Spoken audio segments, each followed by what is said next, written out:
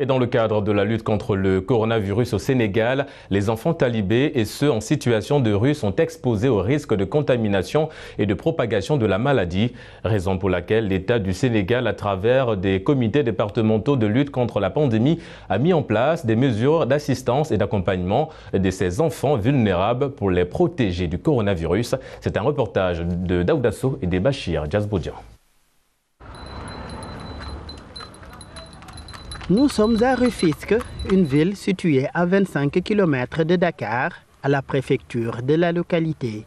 Les membres du comité départemental de lutte contre le Covid-19 procèdent au dernier réglage avant leur visite de terrain. Direction Bargny, une commune du département de Rufisque. Ici, les membres du comité sont venus s'enquérir de la situation des enfants en situation de rue.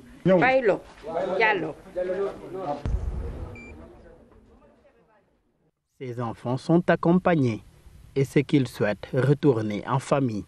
Les Dara qui accueillent des enfants et qui sont volontaires pour retourner au terroir, le comité départemental sous la présidence du préfet a retenu d'accompagner ces Dara.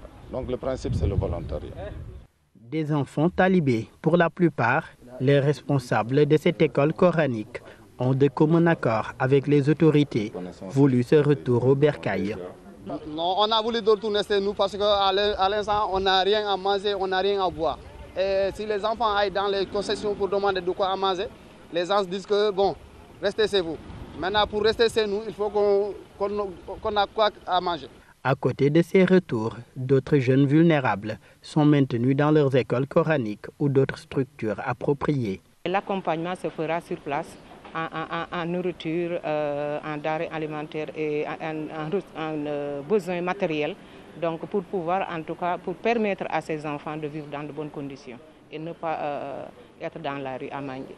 Errant dans les centres urbains du Sénégal, les enfants talibés et ceux en situation de rue restent exposés au risque de contamination et de propagation du Covid-19, d'où l'invite des Nations Unies aux États à faire avancer les réformes déjà engagées sur les questions relatives au respect des droits de l'enfant.